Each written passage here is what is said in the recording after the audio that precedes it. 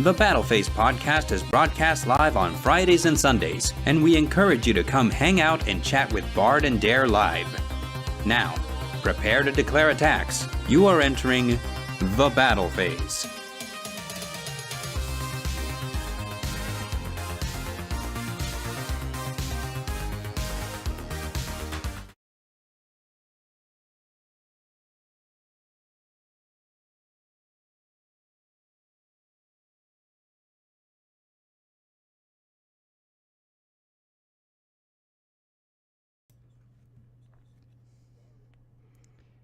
Here's the embarrassing thing about what you guys just saw, is that Dare just said all of that, and I hadn't turned on the mics yet.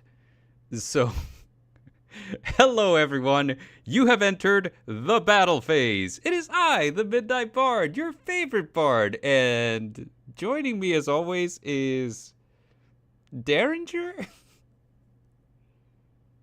Can we just not do it today? You just like went off. I was like, oh wait, Dare, I gotta turn on the microphones. Oh, okay, he just. It was my chance. It was my chance to do the intro for once, and I thought I did a good job. And then there is always like a small window where the mics aren't on. And I have to click them on whenever we transition, and I guess that's just not something that translates. You're not usually aware of this being a thing that's happening, but it is a thing that happens. You did a countdown. Well, yes, the countdown. That I was just like, when he says 0, I'm gonna go, and it's gonna be cool, and everyone's gonna love it. Yeah. Well, the countdown is for something else entirely. The countdown is for when we show up on screen, and then afterwards there's like a 1 to 2 second delay where I turn on the microphones. So.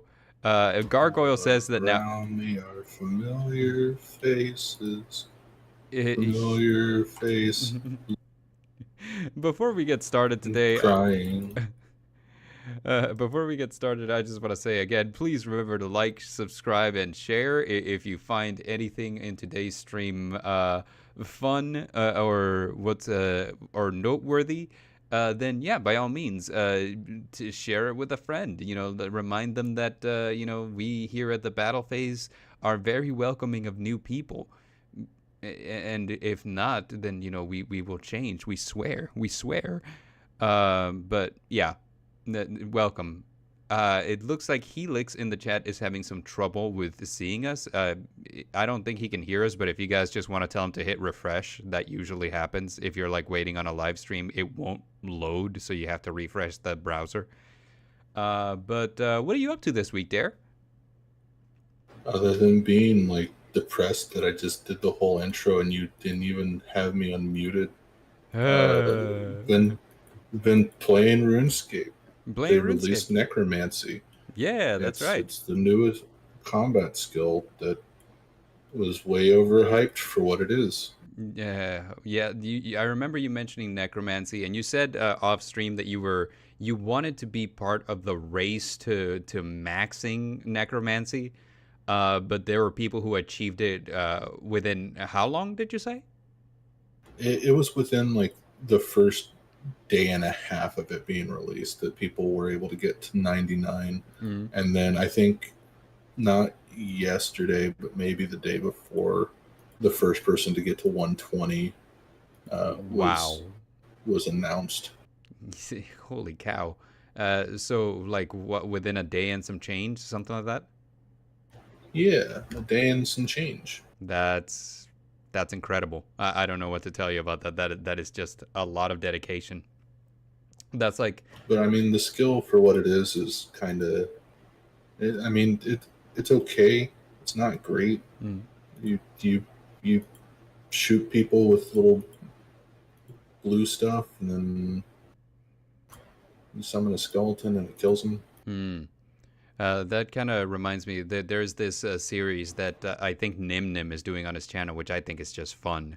And basically, it's a race to master rank on Master Duel. And it's him, it's Joshua Schmidt, it's Pack, and it's someone else whom I can't remember. But the whole idea is all of them are starting on brand new Master Duel accounts, right? And the agreement is we don't pay for gems. So from zero, they're racing. They have timers on, and they're racing to see who can make it to master rank on Master Duel first. And it's super fun to see, because everybody went a different route. Like I think like Joshua Schmidt was like, hey, there's a Salamangreat structure deck. Salamangrate's a great deck. Let me just get 3 of those, and we can kind of do that. I think Pack is known for playing Sword Soul, and I think his whole thing was like, well, if I build Sword Soul, that's a good deck. We can go from there. Somebody went the Tearlament route, where they were like, yeah, we could do Tearlament, and like that's just a good deck, and it's a meta deck. And then like I think Nim Nim was like, Numeron just cheeses games, boy. So like it's kind of a fun thing. It's fun to see how everybody went a completely different route to try to get to master first. And yeah, so that was fun. But as Well, that's one of the main reasons why I played Cubix whenever I was playing Master Duel, is because it's just a really gimmicky, cheesy win to summon out 3 Crimson Novas and then punch your opponent. Yeah. It's great. As for me, watching this week, and this is an anime that my wife made me watch, dude. And like honestly, while sitting through it, I'm like, wait, what is happening? It is called Life with an Ordinary Guy Who Reincarnated into a Total Fantasy Knockout. And basically, what this is, it's 2 bros.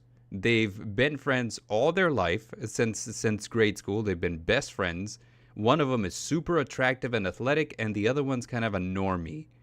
And then after a work party, or it wasn't a work party, but it was kind of like a meet and greet, because like the one who's a normie has a hard time meeting women, because whenever he meets a woman, she inevitably becomes attracted to his good looking friend, right? But he wants a girlfriend, so he's doing everything he can in this like dating scene, trying to like, and he brings his friend along because his friend kind of like it helps him feel confident. But afterwards, it's like, hey, everything failed. So drunk and just like annoyed with his life, he says, you know what? I just want it to be like one of those animes where I die and I'm reincarnated, and then a goddess shows up and grants the wish, right? And transports both of them to a new world, except the good-looking guy remains largely untouched, but the normie is reincarnated as a cute girl. And it has something to do with the fact that he phrased his wish weirdly. So like he at the time he was just like, like, I just love women are so cute, they're so good looking, and like I just wish that I had that in my life. So because he phrased his wish weirdly, he got reincarnated as a cute girl. And That's what would happen. That would be you. Yeah. So like, and here's where it gets weirder, right? So like, the 2 friends who like have been bros their whole life now have this weird kind of tension between them, because apparently the girl that that normie guy reincarnated into is exactly good-looking guy's type.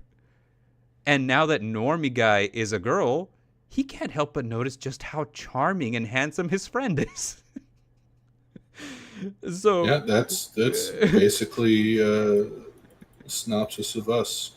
Yeah, and it's one of those weird things where it's like, like the goddess, because they basically, whenever the goddess was like, okay, well, I've summoned you to this world to fulfill a mission, and they were just kind of mouthing off to her, like, what the hell kind of crap is this? Like, why would you do this? This is dumb. Like, this is a tired trope. So she's like, okay, you know what? I curse you both. Either finish by the time in a good time, or suffer my curse. And they think that the curse is, if you don't finish this quickly enough, we're gonna fall in love with each other. So it's almost like a race to like to beat the demon lord or whatever. Because if they don't, it's like, dude, I'm a man in a woman's body and I'm finding you super attractive. This sucks. And the other guy's all like, yeah, well, you know what? I happen to think you're really cute right now. And it's really weird for me because I know it's you in there. So let's finish this quickly. That way the goddess doesn't curse us with falling in love with each other. It's super weird. It's super hilarious. And, like I wasn't expecting much out of it, but like it's got some solid humor, man. It really does. So that's a thing. One small note is that the guy who got reincarnated as the cute girl has no powers with the exception of one, and that power is that he is so cute that if any man that she comes across, is automatically smitten with her. Uh, and all of the useful powers are with the good-looking guy who is basically invulnerable and super strong. So like that, they got that going for them, which is nice, I guess. But next up, just kind of like an update on where I am on One Piece, because I've been binging One Piece in an attempt to catch up. We have, since the last time that we covered it, concluded Skypiea and Long Ring, Long Island. We have concluded the Water 7 saga, which was good. Immediately after Water 7, we went into Thriller Bark, which was mid. And then immediately after Thriller Bark, we went into the Summit War saga, which was amazing. Oh my god. Like, I cannot stress enough how much I understand the hype behind One Piece now. It's like, holy mother of mercy.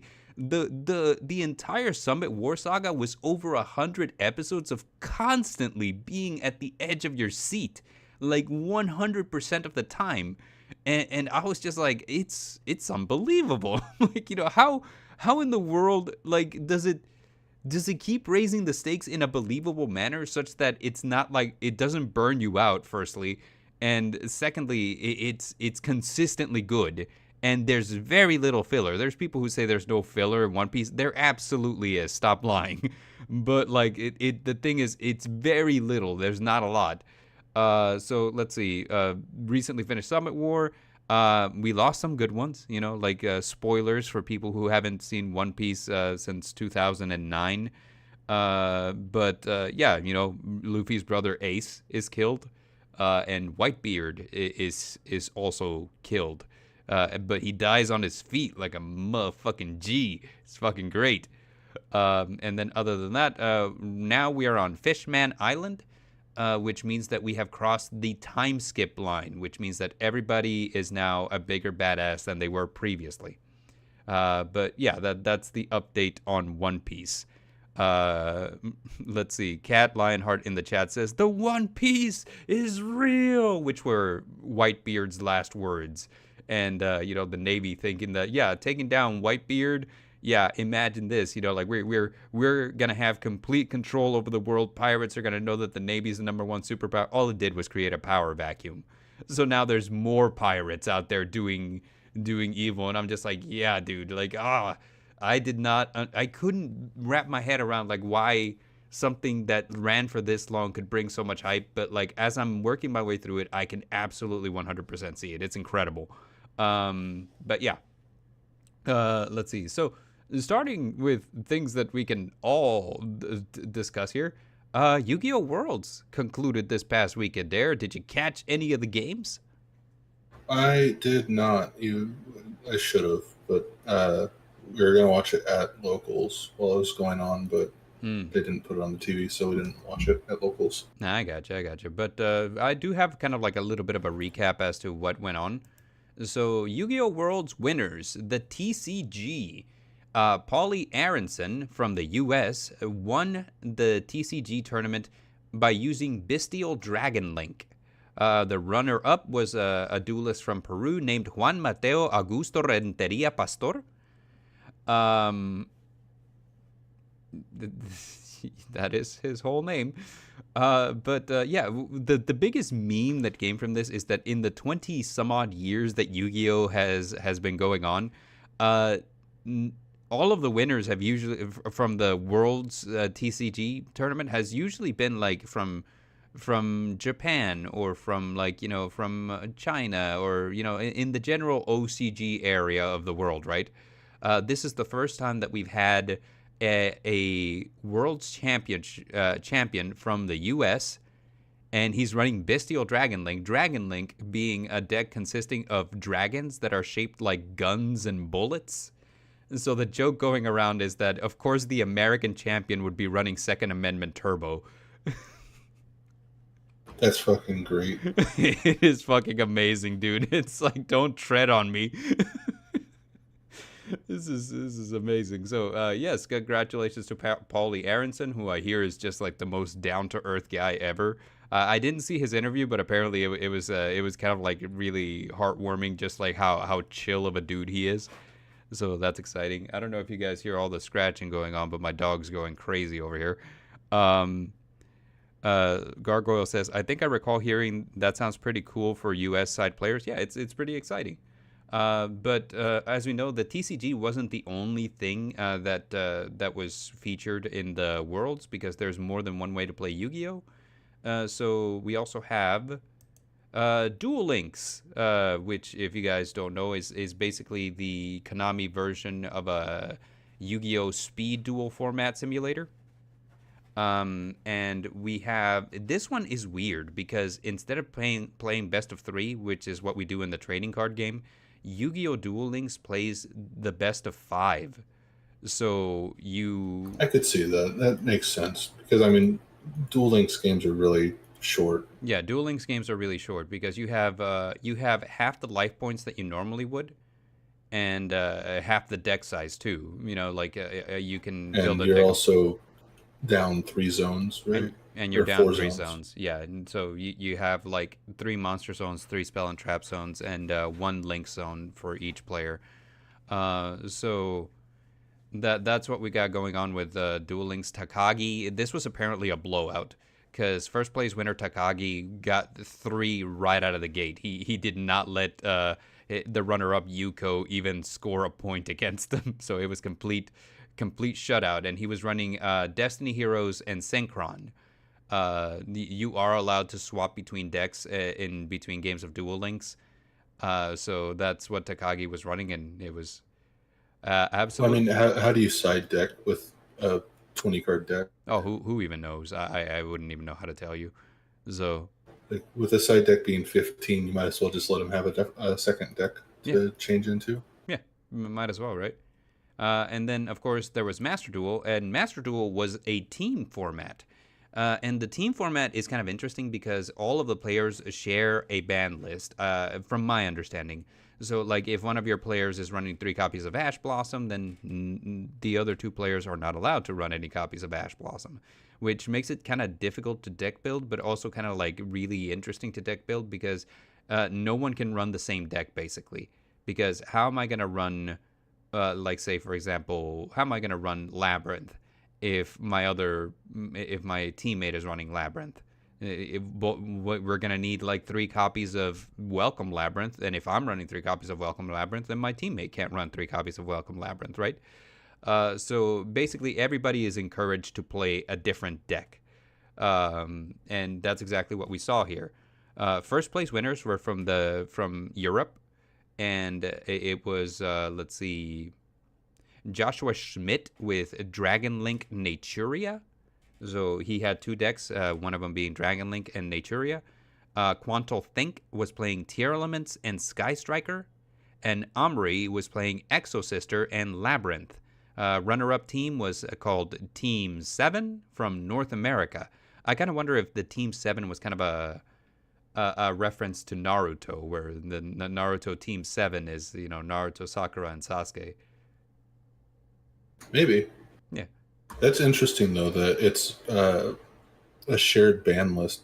I wonder if we could do like a TCG format with that, where it's like team duels, because like tag duels have been a thing, but you don't really hear about them often. Yeah. Like maybe alternate format idea. My locals has done it in the past. My locals has had like you know, the 3-person team format in the past, and it's fine. You know, like it's okay. It's just, you know, like if you don't have 2 friends to be in a team with you, it gets kind of awkward because, you know, you kind of basically have to hang around and wait for somebody who doesn't have a team so that they can add them to your team, and then you kind of have to like very quickly before the local starts, kind of like go over like, well, what are you playing? What can you play? Would you mind if we swap these cards out? So it gets a little weird.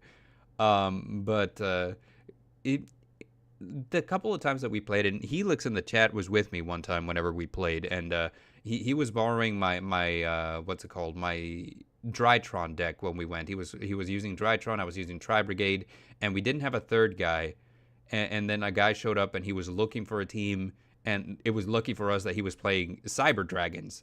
So, like it ended up being the case that, he didn't have like any cards that matched any of our decks. Now, because Helix was borrowing one of my decks, I kind of didn't look over it to make sure that it was like ban list legal. So at one point we did kind of run into a problem because it was back then when Pot of Prosperity was limited to one, and there was two Pots of Prosperity in the deck. So, like You mean Desires? Is Desires the one that banishes from the top? Yeah. Yeah, in that Prosperity case, yes. is the one that banishes 6 to draw 2. Okay, yes, in that case it was Pot of Desires. So he, there was two Pots of Desires in the deck, and like his opponent did call him out on it, and whenever he did, I kind of had to pause my duel with the guy in front of me to be like, dude, I didn't even know that was still. I didn't double check it because I haven't played this deck in so long, so like I had no idea. Um, let's see. Helix says that he remembers that was wild.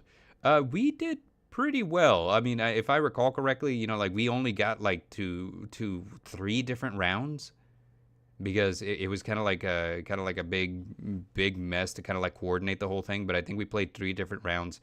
The first one where we got stomped. The second one I took a victory, and then like I think like the Cyber Dragon guy also took a victory, and then the one after that I think Helix took a victory, and then that was that. So it was kind of wild. We all won twice at least. So yeah, so there, that exactly what I was saying. Yeah, so each one of us at least took one victory. So that was fun. Let's see. Oh, Cat's in the chat. Hello, Cat. So, and in case I didn't say this before, hello Gargoyle, and hello Gama, and hello Helix. All of you guys, welcome. But yeah, so that's basically the breakdown of how everybody performed at the event. Dragon Link is surprising to me that in the TCG, Dragon Link is still a deck that's still very powerful. Like it's kind of fun to see that it's Konami has tried to kill it so many times on so many ban lists, and it's still around. And that's an understatement. Like Konami, like they've done so much to try to fix Dragon Link, mm-hmm. and it just keeps coming. It's basically Eldritch at this point. It's a deck that can't be dealt with because like a new card of some sort comes out, and they're just like, okay, well, let's try this, and then it's something that's super stupid and broken. Yeah, and so it's just that's kind of what it breaks down to. And a super strong deck, and I like it. I own it, but it does require a very dedicated, very knowledgeable pilot to be able to like play through a lot of the stuff that's out there. So congratulations, like to Paulie Aronson, way to go. Same thing with Takagi. I'm not familiar with Duel Links format anymore. I stopped playing Duel Links a while ago. But back then, it was pretty much like the first person to establish a blowout board wins.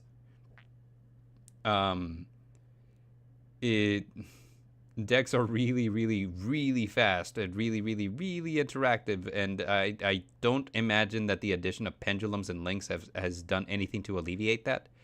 So kind of a fun thing, And lastly, like we see some big names here in the Master Duel tournament. So, Joshua Schmidt is a several event winner, and same thing with Jesse Cotton on Team 7. So like these were 2 teams led by really, really, really good players, right? So, kind of fun to see how that wound up. And there was 2 different announcements that were made at Worlds that are things that, like we kind of, one of them we already knew was coming, and it's the fact that Rush Duel is coming to Yu-Gi-Oh! Duel Links. I think data miners kind of found the code in the game, so they knew that this was something that was being added on there. And Rush Duel being a format that we still don't have here in the States, it's practically non-existent here. Like, we know of it, but it's never been released here except for like one game on the Switch, right? Well, the OCG got rush duels. We got speed duels. Did the OCG not get speed It's, duels? no, the Really? OCG didn't get speed duels. They got rush duels. They got like the cool new format, Mm, and we got speed duels. yeah. It's So, I mean, like, yeah, according to the announcement, you'll be able to access the Yu-Gi-Oh! Sevens, the Rush Duel format version of Duel Links, starting on September 28th. Which it's my understanding that it won't be like an additional world in Duel Links, like, how every time that you add new like anime worlds in Duel Links, it's just like an additional gate and you can carry over your cards from one place to the other. It's my understanding that it'll be kind of like at the starting screen, you decide, do you want to play Speed Duel or do you want to play Rush Duel? And yeah, so that's kind of what it is. The second announcement is that there will be another 25th anniversary event next year, and it's going to be taking place at the Tokyo Dome, which is, like a huge sporting arena in Japan. It'll be held on February 23rd through the 24th of 2024 at the Tokyo Dome. Which is huge news. I mean, because like this would basically be like you and I would say Magic the Gathering is being held at, like, I don't know, um, what's a big sporting arena here in the States? I don't even know. Like, the Madison Square Gardens. okay, sure, fine. So it's one of those things. Is, like, hey, this is the hugest sporting arena in your area, and we're holding a trading card game competition in it. It is incredible, right? I Um, think a lot of people would be very upset to hear like a Yu-Gi-Oh tournament at Madison Square Gardens. Yeah, yeah.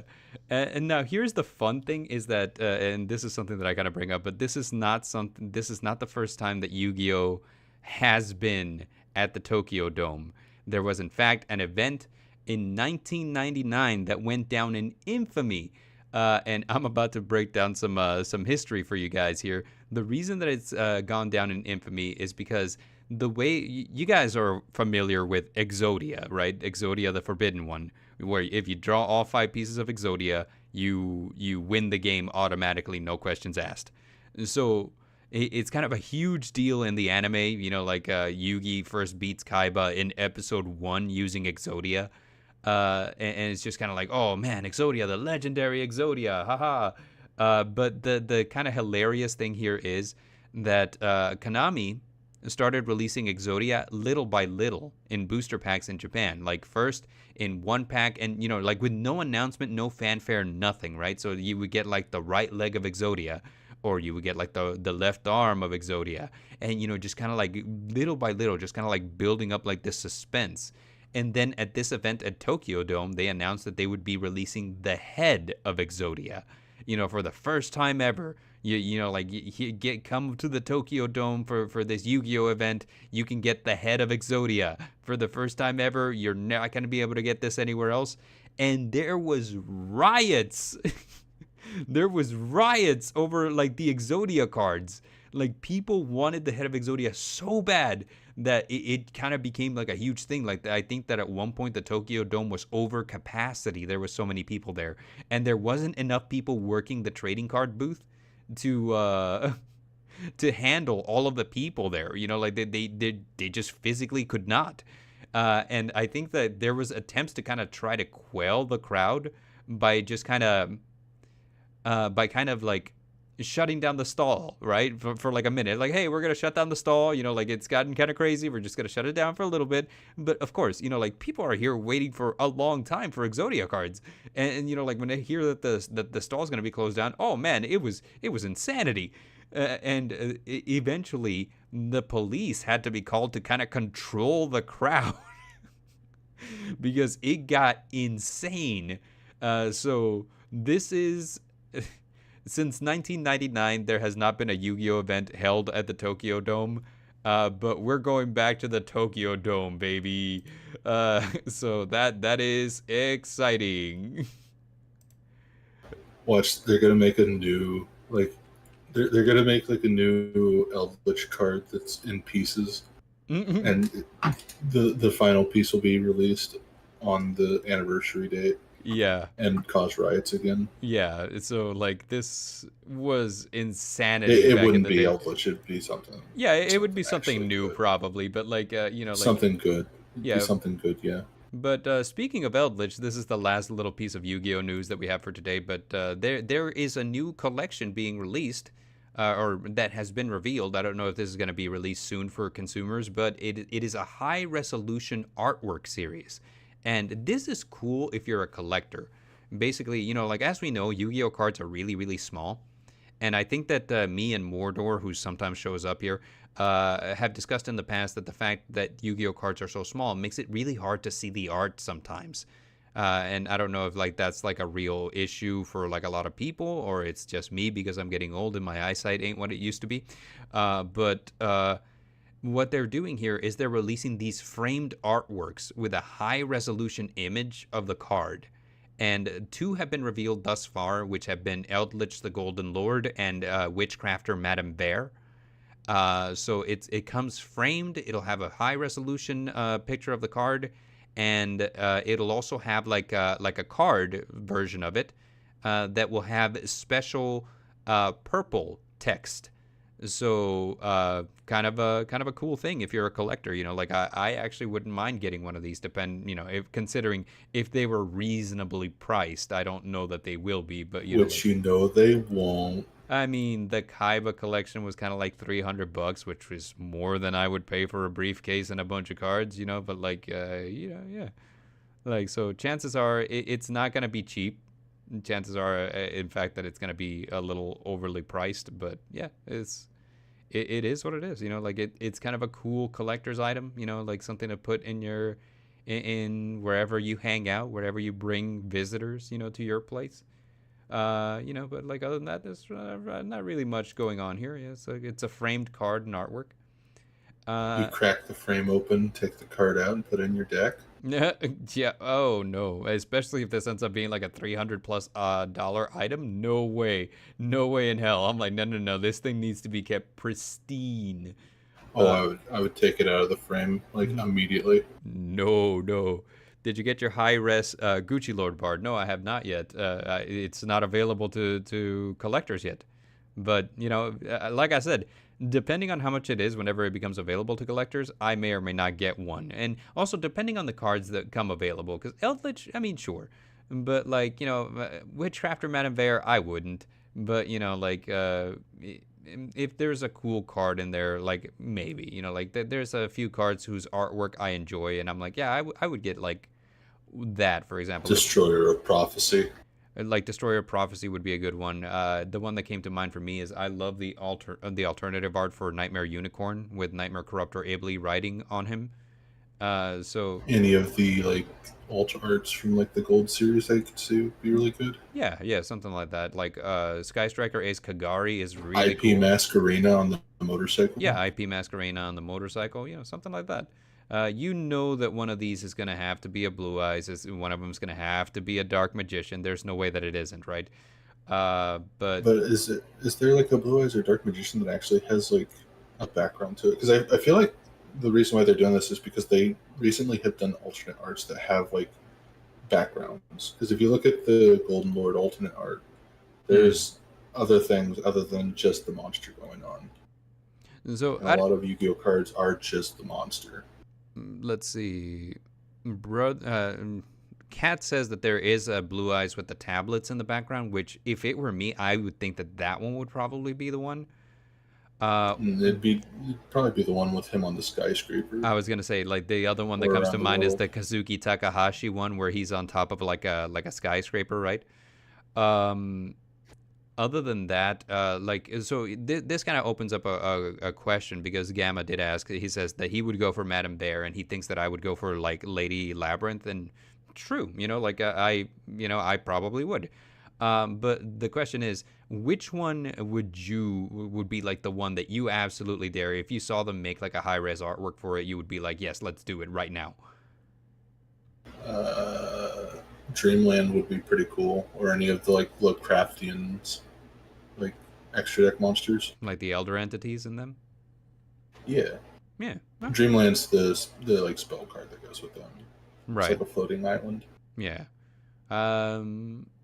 Will they do those? No, but Yeah. More I than mean, likely not. it'd be cool. It would need to be like something, like something more fan favorite, I would say.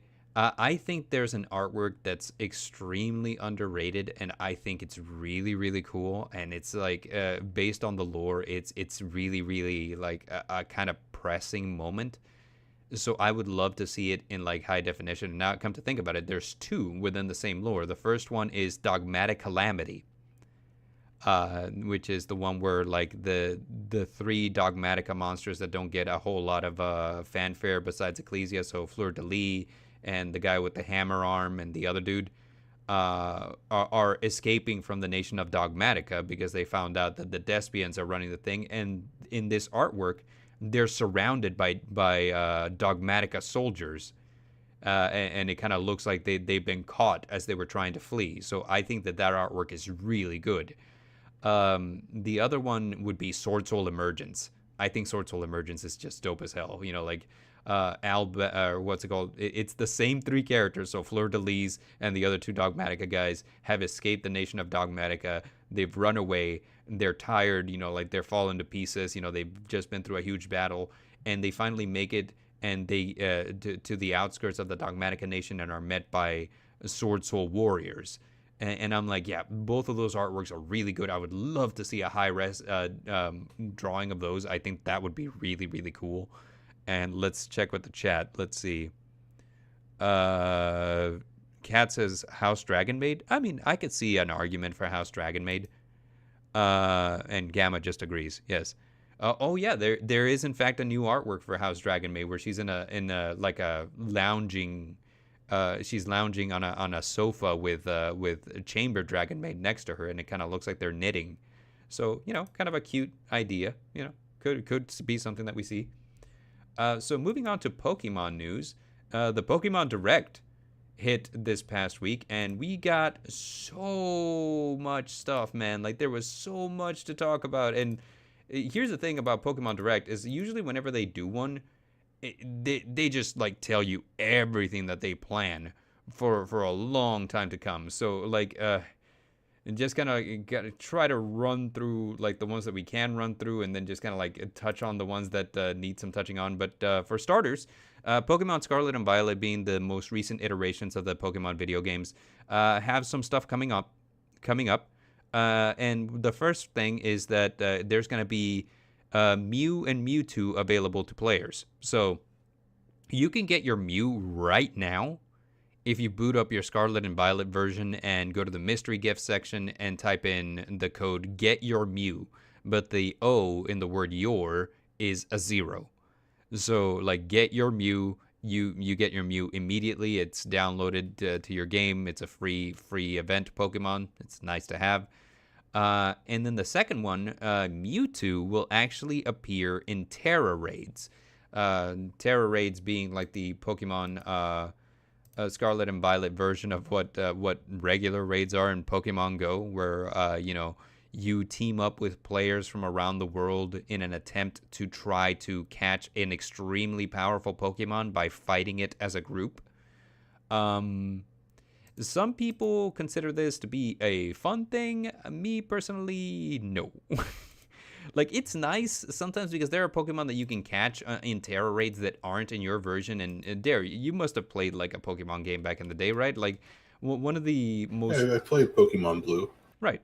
So like one of the most frustrating things to me, because I had no friends, was, how do I get the Pokemon that aren't in my version? And Terra Raids have by and large solved that problem, because you can log on and see what Terra Raids are available, and somebody with a version different from yours could be encountering a Terra Raid for a Pokemon that's not available in your version. And, that just kind of like solves that problem 100%. Yeah, I didn't like that you had to buy different games and either trade between people to get the Pokedex filled out, or just like get a ROM hack or something to get all your Pokemons. Yeah, and That's one of the things that always like left a bad taste in my mouth. when you really think about it, though, that is an extremely brilliant marketing strategy. Like, how do we sell twice as many games? We don't make all the Pokemon available in one. That's how. So, like, you get Mew for free, and then afterwards you have to battle Mewtwo to get Mewtwo. So that's kind of fun. It's my understanding that he will come in a couple of different varieties. One of the varieties, for those of you who don't know, is Pokemon sometimes have markings. These markings basically just kind of like highlight, usually like, oh, I got this Pokemon from a legendary raid, or I got this Pokemon from an event, so like it's just like a little note in their status screen that says this Pokemon has this marking implicating that you got it this way. This Mewtwo will bear a marking that is the mightiest marking, and supposedly he will be the rarest Mewtwo to get. So I don't know what that means, but like that probably like this Mewtwo will give you a really, really hard time. But yeah, there you go. Uh, and continuing from that, we have more news about the DLC that's upcoming, which is called the Hidden Treasures of Area Zero. It'll be divided into two different parts, the same way that what do you call it, the Sword and Shield DLC was. And the two different parts are called the Teal Mask and the Indigo Disc. So basically, we've got the release date now, which is September 13th. And we know that the Teal Mask releases first and will take place on a new island called Kitakami. And there will be new Pokemon and new regional variants. To cover the first ones, and hey, I know that this is going to be a hot take for a lot of people, we have a Paradox version of two legendary Pokemon. So we have Ancient Raikou and Futuristic Cobalion. So that's a thing. And then a Pokemon that was released in Sword and Shield that was popular among fans. It's a dragon who lives in an apple called Applin, is getting a new regional variant called Diplin. So previous Applin was just a dragon in an apple who evolved into two different varieties, which was Appleton, which was basically an apple turnover Pokemon, and the other one was like Flapple, which was a flying dragon wearing apple armor, and this one's just a candy apple. So Thanks, I hate it. yes, I know. Like I'm seeing like everyone in the chat being like, "Wow, no." Raikou looks, and I don't know if like so it's probably the case that we're gonna get at least one more Paradox Pokemon that's gonna be based on Entei, because we do have like a Paradox version of Suicune, and if you haven't seen that one, it's gonna. That was a knee-jerk reaction for me, dog. It was just like, I don't think I want to see it, because why did they turn Raikou into a giraffe? and like that's something that I was speaking to. I think it was Helix, where he asked, he's like, why is it that like the way that Pokemon makes new Pokemon is just by stretching their necks? Because we all still remember Alolan Executor, which was just a taller Executor. Well, it turns into a palm tree. Yeah, The eggs turn into a palm tree, right. just like in real life. Just like in real life. I mean, it's said that execute isn't really eggs; they're seeds, which is why they're a grass type. Bullshit. Right. But yeah, like now you get tall Raikou, a robot Cobalion, and Candy Apple Diplin. But in case you haven't had enough of like absolute madness, 3 new legendaries have been released, and oh, wait till you get a load of their names there. So I'm so ready for this. 3 new legendaries in the Kitakami region, and they are called Okidogi, Monkey Dory, and Fessendipity.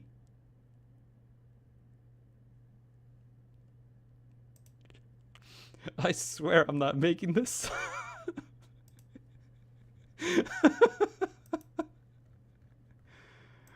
I Dare disconnects. Oh man, whenever I heard their names, I was like, no, you didn't.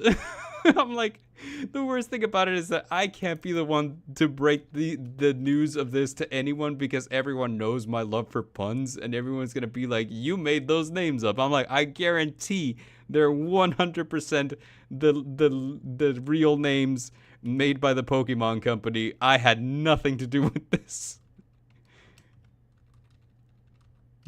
So it's Okie Dokie, Hunky Dory, and what's the last one? Pheasantipity. Well, what's it supposed to be? A serendipity. Serendipity. Yeah. Okay. Yeah, those are stupid. Well, Serendipity kind of looks okay. The other two look stupid. Yeah, I'm not a fan of the way that Monkey Dory looks. Okie Dogie, I feel like I could take it or leave it, but Pheasantipity looks nice. So yeah, you these are called the Loyal Three. Oh, it's because it's a pheasant. Yeah, it's a pheasant. All of them, so like a pheasant, a dog, and a monkey. Yeah, so dog. It just makes it worse. Okie Dogie as an Okie Dokie. Monkey Dory as in hunky dory, and Pheasantipity as in serendipity. You see, like that.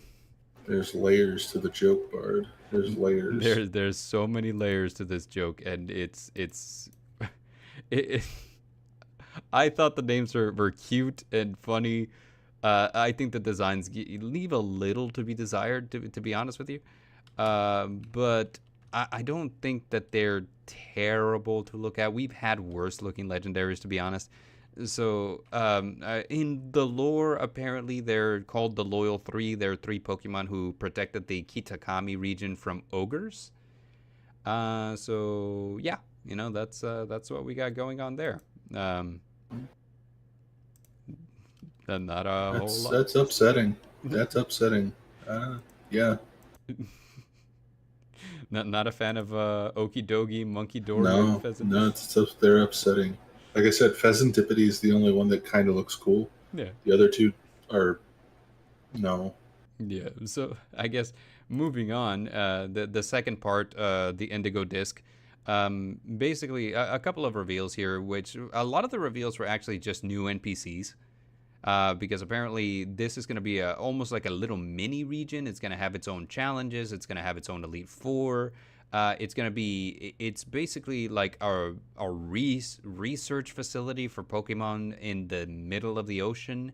It's got different biomes that had been like cultivated by the group that runs it. Yeah, one of the NPCs, which I thought this was a little cool.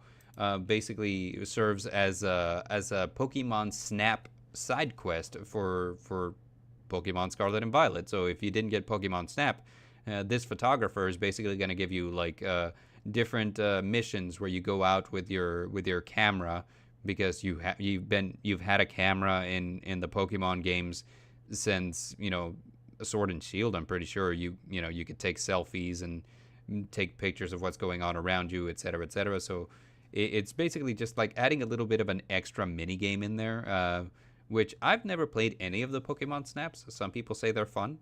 I don't know. Like maybe. I've never played them, so I couldn't tell you. Yeah, you take pictures of Pokemon. It's okay. It's like catching them, but like, in a different way. But here's some of the more exciting stuff. So, miscellaneous announcements. Pokemon Detective Pikachu returns. It's the sequel to Detective Pikachu. It's on the Switch now. It's kind of fun if you like Detective Pikachu. And it's voiced by Ryan Reynolds. No, it's not. Like the video game is not voiced by Ryan. It is. They said that they basically said, "Hey, Pokemon Horizons coming soon." I was like, "Yeah, we know." Like we have known. And then there's going to be a little mini series called Pokemon Paldean Winds, which centers around like different trainers going to the to the Naranja or Uva Academy in Pokemon Scarlet and Violet. And this is one of the strengths of Pokemon that I've mentioned before, that why doesn't Konami do this for Yu-Gi-Oh? Because Pokemon basically just does like little mini series off to the side about a bunch of different things that doesn't pertain to the main series anime, and people just eat this stuff up. Twilight Wings was really good. Like any of the movies that come out featuring different lead characters that weren't Ash Ketchum did really well. And like people like follow little manga spin-offs of like different characters in the Pokemon universe. I mean, it's incredible. So like for this, and Generations, another one which followed Red. So like Pokemon knows that like, hey, we can make a little side project about different characters, and fans are still gonna love it. And I really, really want Yu-Gi-Oh to do that with some archetypes, where they're like, oh, dude, like we can make an archetype of the World Legacy, or we can make like a short animated series of the World Legacy lore, and I would fucking eat that shit up, man. I mean, like, firstly, they have like the World Legacy gate in Master Duel, and like I read the stories, like I actually watched the movie for the story, and I'm just like, this is so good. Oh my god, I would watch a series of this. And I'm like, sure, fine, don't make a whole series, fine, I get it, but like a little mini series would be dope. Like, and Pokemon does this and Yu-Gi-Oh doesn't, and it bothers me. So yeah. Yeah. Yeah. So Yeah. two different series and a game that's kind of its own thing. Really cool. Voiced by Ryan Reynolds. And absolutely not, but okay. And then the more fun thing, and this is kind of like a little mini series also, because like I said, Pokemon loves to do that, and I think that you're gonna get a kick out of this one, Dare. It's a Pokemon TCG mini series where it's basically Battle City in the world of Pokemon. So it's characters who are playing the Pokemon trading card game Yu-Gi-Oh style. I want to see Battle City, but Pokemon. Yes. I want to see the grand finals on top of a blimp. Yes. And they blow up the blimp. So from and there's five. No, they blow up the island. Yeah, they blow up the spoilers island. For people. Spoilers for people who haven't seen a like 20-year-old episode of Yu-Gi-Oh. Right. But I want to see like one of the players summon Rayquaza, and it wraps around the blimp. You know what I'm saying? Like Slifer the Sky Dragon did. Just like a frame for frame copy of Battle City, but exactly. But like, so the thing here is, just going off of the trailer, it basically follows this girl who moves to a new town, and is looking for a way to get into the Pokemon TCG scene, right? So she joins the Pokemon club at her school, and learns to deck build, learns to play the game. And there's friends, there's rivals, etc., etc. So it's a little mini series. They didn't say how many episodes there was going to be, but like all we know is the main character's name is Ava. Her partner Pokemon, which I guess would be like her dual spirit, is Oddish. I probably would have chosen something else like Entei, but I don't know. That's just me. Well, Entei doesn't look like Karibo. I guess not. I guess Entei does not look like Karibo, but what kind of looks like Karibo? Oddish. It doesn't. Though? Frame by frame copy of Battle City. Honestly, what the one that looks closest to Karibo is Zigzagoon. No, Oddish. No, Oddish does not look even remotely. Oddish. Have you ever seen a hairless Karibo? Is that a thing that exists? Is that an alternate art? Because I'll tell you right now, like, I think Zigzagoon looks like the most like Karibo. Oddish kind of looks like Glow Up Bloom a little bit. I've seen a hairless Karibo once. I gotta find the artwork of it. I'll send it to you. Let's see. It's disturbing.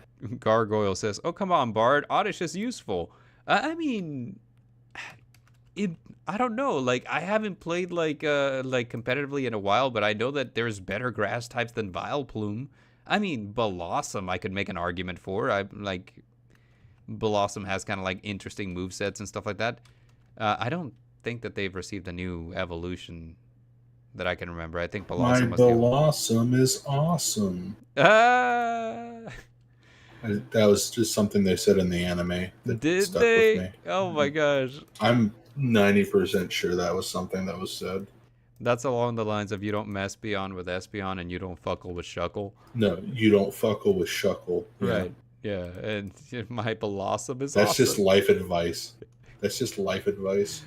Oh Lord have mercy. But yeah, so like this is absolutely a thing that's going on. I'm most excited about this than anything because like Pokemon, we usually see it from the point of view of like people living in the Pokemon world, right? They go to gyms, battle for badges, they catch Pokemon in the wild, etc. This is kind of like taking a meta look of it. Like we're in a world that has Pokemon in it, but as a franchise, and a character is interacting with a part of that franchise, which would be the trading card game. I'd be interested to see. I'd be interested to see how well this does. Like it is something that is in my mind, or I'm like, okay, like is Pokemon going to take over the trading card game anime space? I mean, since it is going to be like somewhat targeted towards kids, I'm aware that they won't have a character like this, but I would love to see a character that just plays with Shuckles, and just whenever he plays one, he says, "You don't fuckle with my Shuckle," What I and then would he wins. Gargoyle brings up a good point. It says that Pokemon has in the past. Well, I mean, I think Pokemon's kind of one of the OGs. Like where like as far as trading card games come and go, it was kind of one of those first ones. Like the one that was kind of like testing the waters and stuff like that, right? Um, and it just so happened to do really good because like the Pokemon franchise is one that appeals to a lot of people, and it just kind of like hit at just the right time, and it's remained relevant for a long, long time. Pokemon is still extremely popular. So yeah, it's not something that I personally would think has taken over the card game anime space, but it it, it stands a decent enough chance because it's a very popular property, and it does it has never not been popular in what it does. So just wow. Um, will it dethrone Vanguard and Yu-Gi-Oh? Well, those animes, I don't know how they're doing these days. Are they doing well? How is Yu-Gi-Oh the anime? How is Go Rush? Is anyone watching that? Do people like Go Rush? I don't know. It's a thing. Yeah, I don't That's know. all I can say about it. Is it's a thing. It's a thing. Yeah, it's Go Rush. It's a thing. So me, this is the one that I'm most excited for. But moving on, and this is like no longer Pokemon news, but it is kind of news that I think is kind of interesting. And this is from your home state, there. Uh, Thieves get away with 300,000 worth of trading cards from Gen Con. Gen Con being a really popular convention that takes place in Indiana. And let's see, it's my understanding that there's a huge trading card scene there at Gen Con. So what these thieves did, and there's like a little screen cap of the security footage here, is they found a pallet jack, and I don't know if this is a pallet jack that they found and took with them, or it's one that they brought with them for the sake of this. And while people were setting up, they just grabbed a pallet of trading cards and took off. Three hundred I thousand mean, if dollars worth. anyone were to ask, you would just be like, "Oh yeah, we're moving this for the table," and Correct. they'd be like, "Oh, yeah, Yeah, like for example, I, that checks out." I volunteered at conventions in the past, and the thing about it is, like, you usually get a tag, like a little, what's it called, ID badge that tells people you're supposed to be there, right? But here's the thing. I lost mine. Yeah, a lot of the times, like nobody's gonna double check. Like you're like, hey, are you supposed to be here? Like, well, I have this pallet jack with me, don't I? I'm supposed to be moving stuff. Come on, man. I took lunch and I left it somewhere. I don't know, you know, or like, play. It's like, oh, dude, man, shoot, man, I must have left it in the car. But anyway, we're setting up. Can I just like, would you mind escorting me? And like, I can grab this and then just go. Like just all kinds of things, like, and there's so many times where there's like so many moving parts that you just really have to wait for security to not be watching, right? So I want to see the YouTube video of them like breaking open all the things that they stole and just being like, "Oh, we didn't make a profit, guys. We yeah, only came up with $230,000 worth of cards." yeah. So Kat brings up a really good point, which basically says, like, the power of a uniform, and that's true. Like, it's been brought up several times that, if you look like a pizza delivery guy, nobody's gonna stop you from going somewhere. Like, if you look like a UPS driver, nobody's gonna stop you from going somewhere. You walk around and you look important, and nobody's gonna question what you're doing, right? So it's kind of one of those situations where it's like, I can see how they got away with it, but it's still really impressive that they got away with so much. You know what I'm saying? Yeah, Yeah. And I think that one of the I think things, it's funny. yeah, I mean, yeah. I think that one of the things that's kind of important to point out is that, or one of the things that I think that I should point out is that it's my understanding that the authorities have not yet released a list of what cards were taken. All we know is the value of the cards that were taken, but we don't know whether it was magic, whether it was, like, I don't think that there's a way that a pallet of Yu-Gi-Oh would be worth 300,000, but like, so whether it was magic, it was Pokemon, or I guess Yeah, the most expensive one at this point would be Lorcana, because they had like an event there on. that is such a stupid. I hate. No, Lorcana sucks. Oh, okay. Well, Lorcana sucks.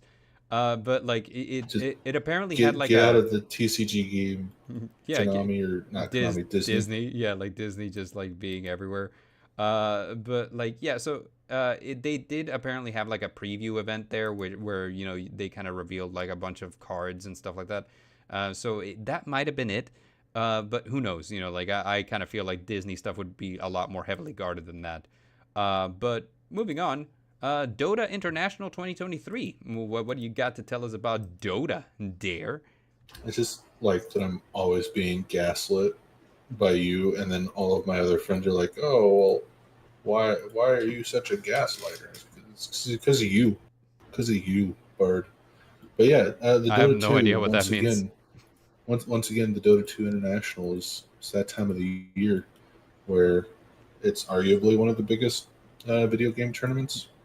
I think for the multiple past years, Mm. it's had the largest like prize pool in Mm. all video game tournaments, and it's something that I watch every year. What's It's that prize pool looking like this year?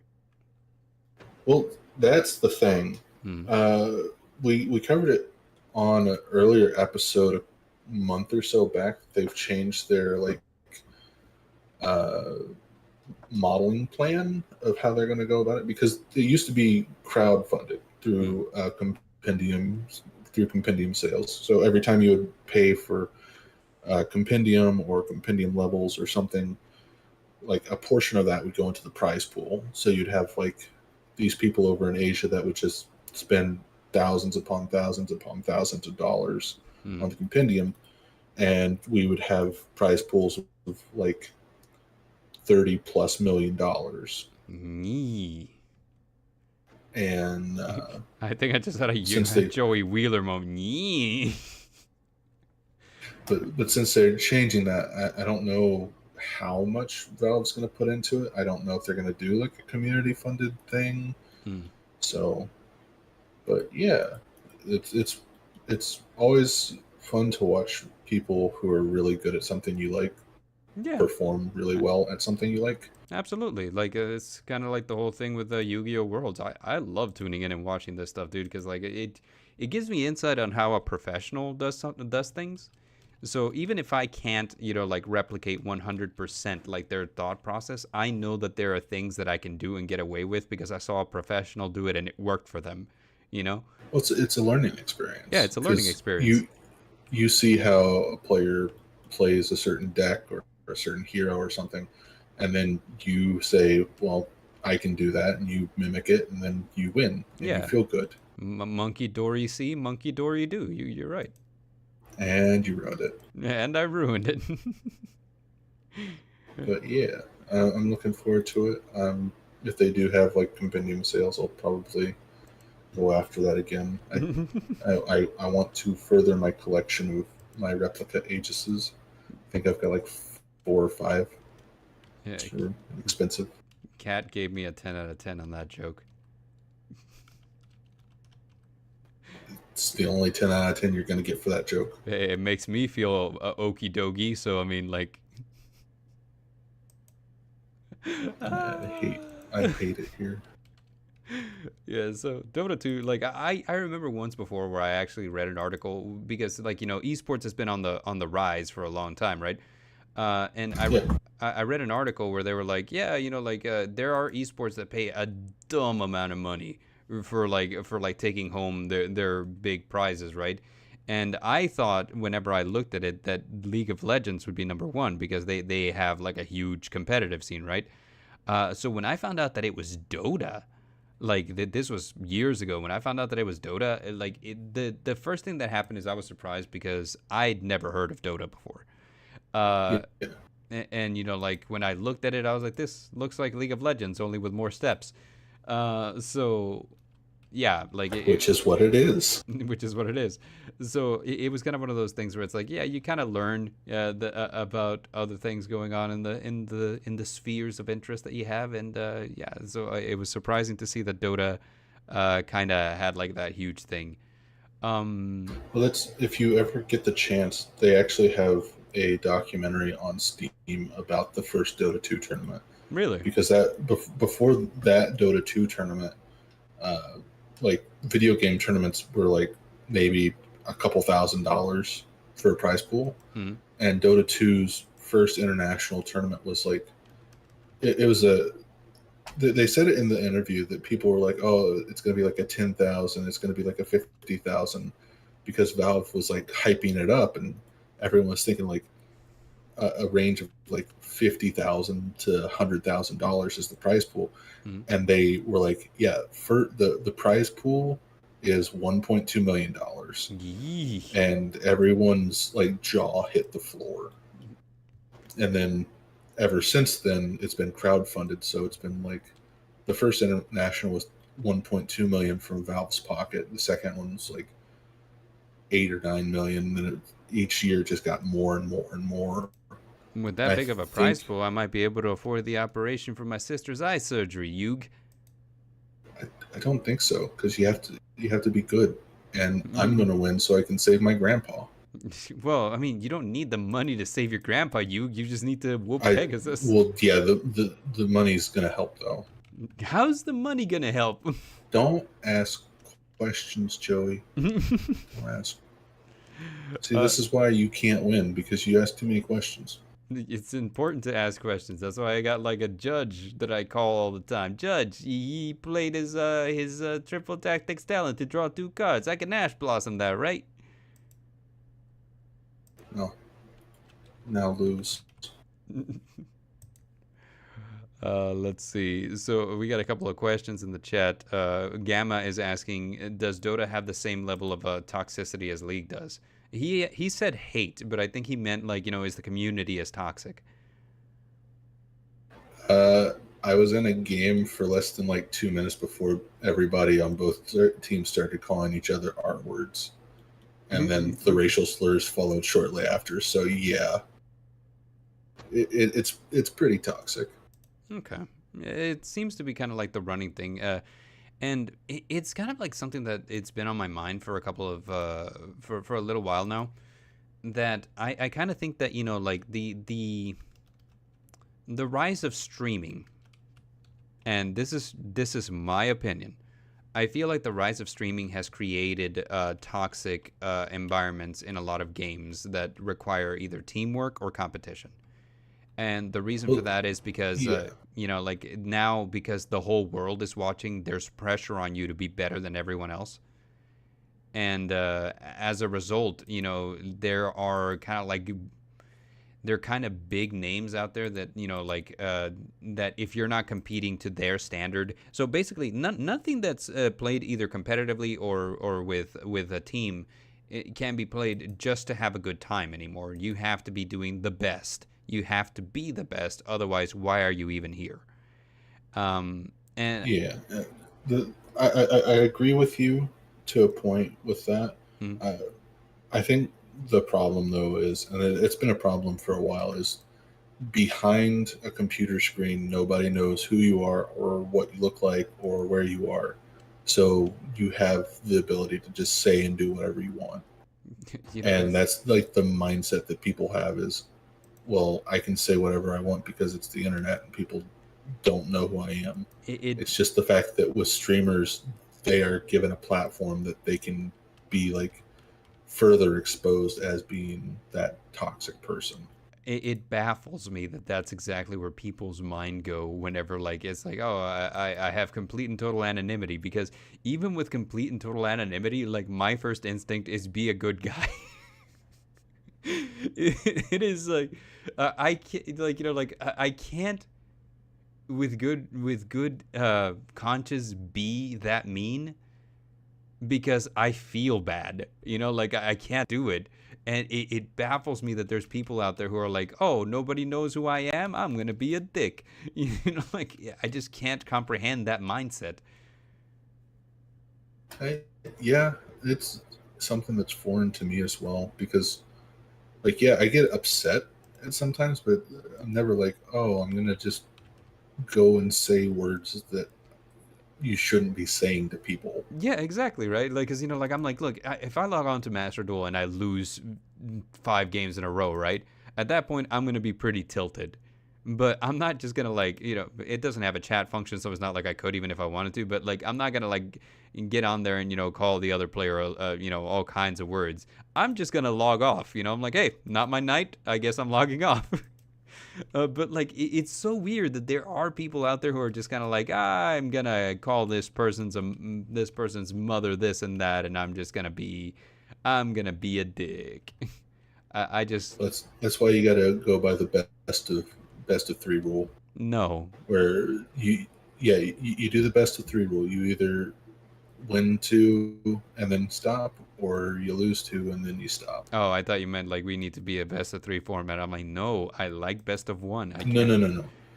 So I used to have a problem with Dota where, like, if I would lose, I would play another game because you can't end on a loss, Mm. and then you would just keep losing because you get more and more tilted. And a guy, there's like a fairly popular, like, professional Dota player who was like, you got to play a best of 3, and if you lose twice, you stop playing Dota for a while.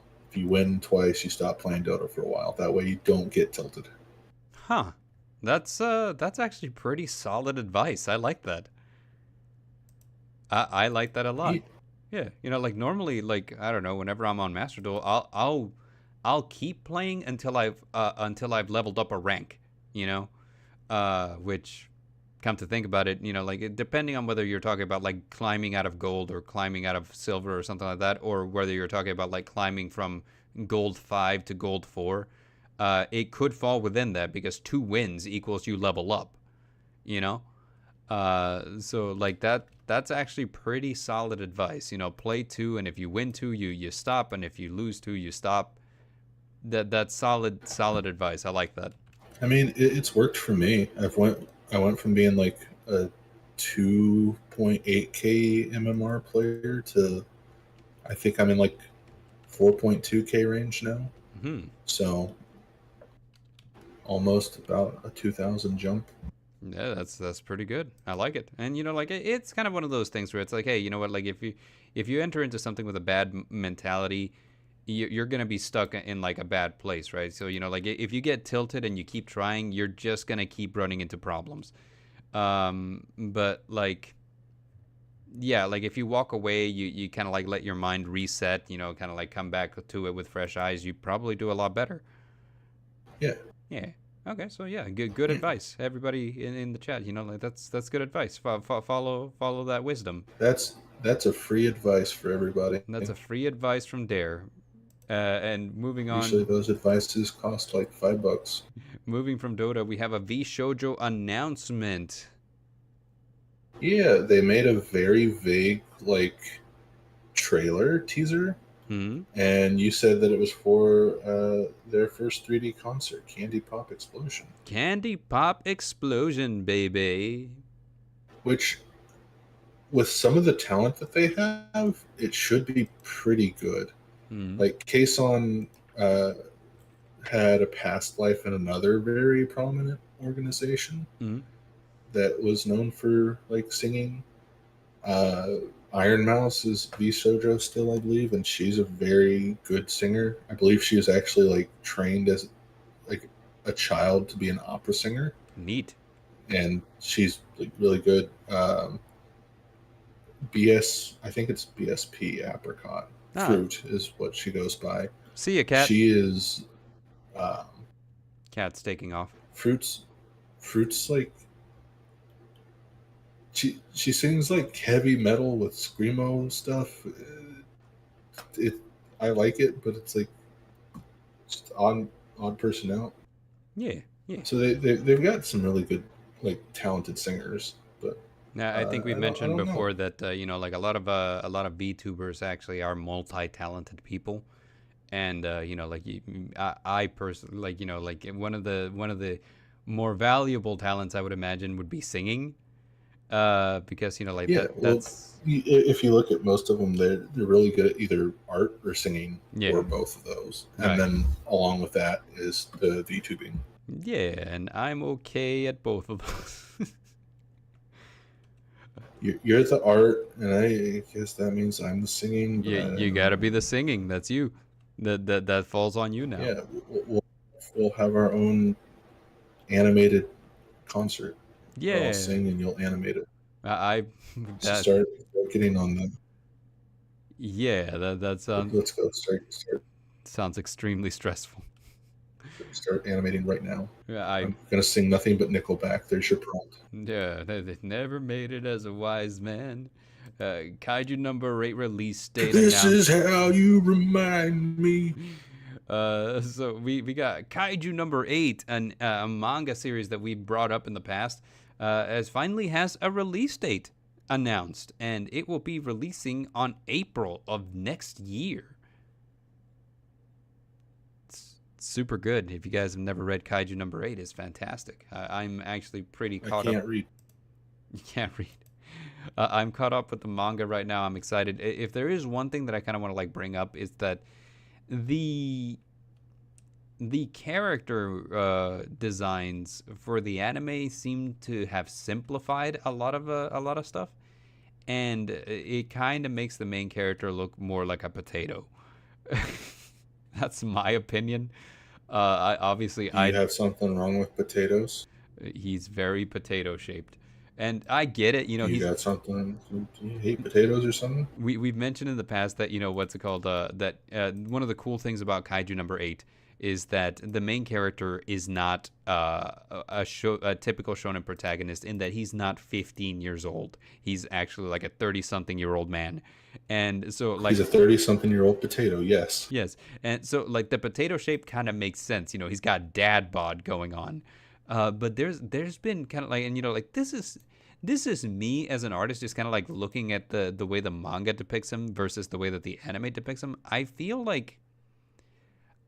like the model was kind of like weirdly simplified. Like the shape of his head, the shape of his face, the shape of his hair is kind of awkward. Almost kind of like somebody was drawing him as somebody else was describing him. And look, He looks like a potato with hair. are you saying that because you're looking at it, or are you saying that because that's what? No, and that was you, no. You were never mind. No, but Brother Gamma brings up like that his kaiju form looks pretty demonic in the manga. No, the kaiju form looks fine. I'm talking about his base form. So like like his human form looks a little. It doesn't look bad. It looks different. You know what I'm saying? So like I don't know. Like it'll it might just look weird because it's a static image and it's the first time that we're seeing him kind of like, or well, not the first time, but it's the first time that we're seeing him in an anime version colorized and stuff like that. All that being said, like I don't want to be like, hey, this is gonna be bad or anything like that. I mean, it's Studio Toho. Studio Toho puts out good anime, so I'm not worried that it's gonna look bad or anything like that. But it may be just the case that it's like, okay, well, we're just seeing like the early versions. Maybe whenever he's in motion and stuff like that, he's gonna look like a little more faithful to the manga. And maybe I'm just being nitpicky, like because one of the things that I noticed is like, wow, the uniforms look kind of gross in this camo green. So it might just be like it's not to my color liking, maybe. There's a number of reasons why this might look off to me, but yeah. One of the reasons being that he looks like a potato. Yeah, and potatoes are bad. Remember that. Bard said it, not me. No, potatoes are great. They're a great source of carbohydrates. If you enjoy potatoes, you're part of the potato problem. Certain vitamins too, if I'm not mistaken. They're actually poisonous if you eat them raw. Oh yeah, Did you know that? 100%. You gotta boil those suckers. Also, like if they start sprouting buds, throw them away. If they started sprouting buds, there's no way to cook them now. They're poisonous. So yeah, You just plant them in the ground at that point, and then you eat the yeah, ones that grow. yeah. You eat the ones that grow, That's right? how it works. Yeah, exactly. It's circle of life. That's how it works, right? Going up next, and I think this is like the second to last thing that we got to cover today. But Magic the Gathering releases a schedule. I'm so fucking excited for this. They have a Fallout set. I want to play EDH with a Brotherhood of Steel deck or a set that like an Enclave deck. Mm-hmm. Like, like I don't know about you, but you can just like think of all the different types of cards that because you're gonna have like an equipment card that's a power armor. Mm-hmm. You're gonna have like all the different like. There'll probably be like a beast deck that has like death claws and all this kind of stuff. Like the legendaries, you're gonna have probably like Brother Maxim, and it's gonna be great. It's gonna be great. I'm gonna spend so much money on it. It's gonna be terrible. Yeah. Yeah, so I mean, like it's exciting. The universe is beyond being like a really contentious thing because some people were like, "Oh yeah, like it's universes beyond. Don't like it."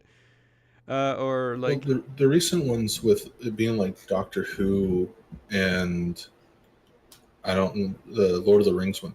I'm not like a huge fan of Lord of the Rings. I made a couple of the decks and they're fun to play. hmm, I I've never seen an episode of Doctor Who, so I can't really say that I like it or dislike it. But like Fallout is something I've played through all the games, and I'm really excited for. And it's in the first quarter of next year too, so it's gonna be here soon. yeah, And they also have an Assassin's Creed one, which which is weird. Assassin's Creed. Yeah, it's a little awkward. Me personally, I'm a huge fan of Doctor Who, so like I think that the Doctor Who ones look kind of fun. I still don't know if they fit into Magic the Gathering, but like Doctor Who's sci-fi, which advanced enough sci-fi, you can kind of like just dismiss it as magic.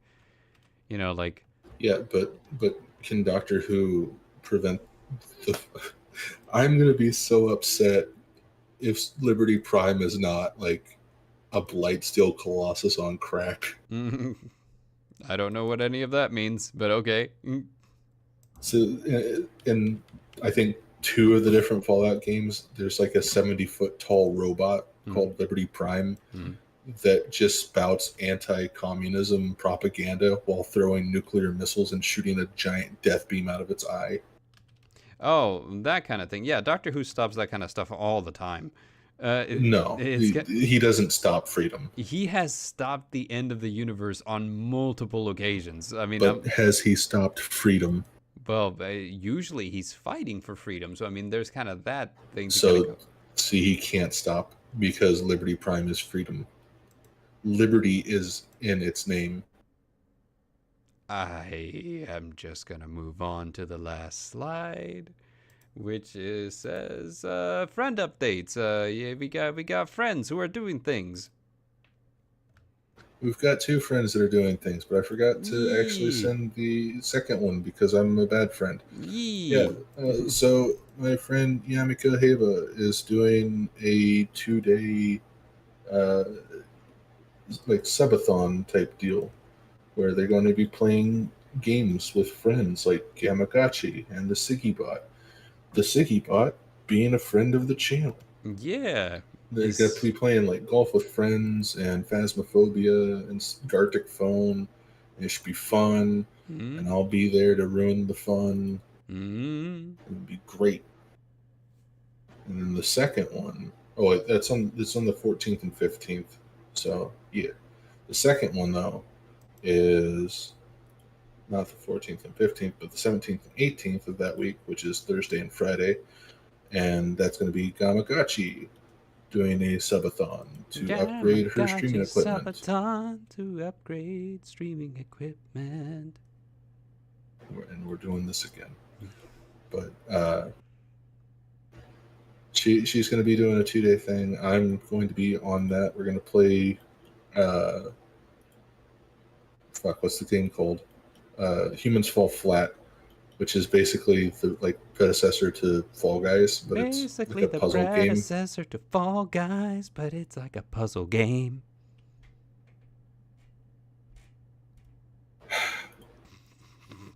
But yeah, it's gonna be a 48-hour stream, and hopefully it will go without any problems. What kind of problems could there possibly be? Well, when your friend's a South African streamer, uh, the power, the internet, the country, Oh, those I are all see. very likely things that just Understood. decide to say no. That would have been a prime example, like the power, the internet, the country, the power, the internet. Shut up! You were lined up to tell me to shut up on that one. I was waiting for it. Yeah, I kind of figured. That's why I didn't do it the following times. I was like, yeah, he's probably ready for me. But Yeah, she's not too happy that I've been like clipping her voice and putting it into the soundboard on her server. so But I mean, if I didn't, then you wouldn't have like the great clip of her yelling my ass at the end of last week's episode. But so yeah, we got friends doing things, and their links will be provided in the description below. They are in the description already, so you can go We click on them and sub to them and say that I sent you, or say that Bard sent you, and then they'll be like, "Who the fuck is Bard?" Yeah, and Bard would be Yeah. slightly depressed about that. But with that being said, that is the end for today's stream. Thank you guys for watching, and thank you for checking us out. Please remember to like, subscribe, and share. And for the last time, I'm gonna delete this part about join us this Sunday for Dare versus Sky in Yu-Gi-Oh trivia. Let's just get rid of that. Uh, Do we even know what we're doing this Sunday? Because last Sunday it was like Well, last Sunday I had to I do an art was stream because you were really out of it. But this Sunday we are scheduled for what's it called? We're scheduled for Left for Dead with the Siggy bot. Left for Dead with Sicky. Yeah, Yeah. So I'm totally not going to like ruin that for people. I don't know how you could possibly. Honestly, if there's anyone who's The gonna game ruin does have anything, friendly fire. I see. I was gonna say if there's anyone who's gonna ruin it, it'll more than likely be me because this is gonna be the first time I've ever played Left 4 Dead. So I was yeah. gonna say, wait, did you ever watch Stormy's video of Left for Dead No, where me and him played? no. I don't remember if he. I was gonna say that, but I don't think he uploaded it. I may have uploaded a video of me and Stormy playing Left for Dead, and I can see why he never played Left for Dead with me again afterwards. Yeah. So I mean, yeah, that's gonna happen this Sunday. It's gonna be like a little stream where with the Siggy bot we're gonna be playing Left 4 Dead. So get excited for that.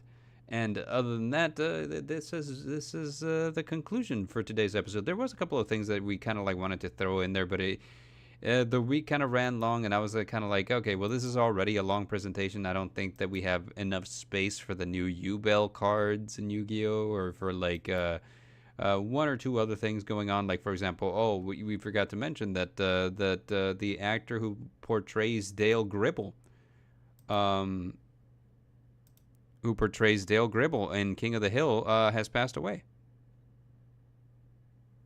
You cut out for me, but I heard what you said. Yeah. I forget his name. Do you remember his name? Yeah, it was. Looking it up right I'm now. not clicking the video to Johnny look. Hardwick. So Johnny Hardwick has passed away. So that's got Johnny Hardwick. I that didn't have to look it up. that's sad news. So unfortunately, but yeah. But anyway, with that being said, guys, thank you again for watching.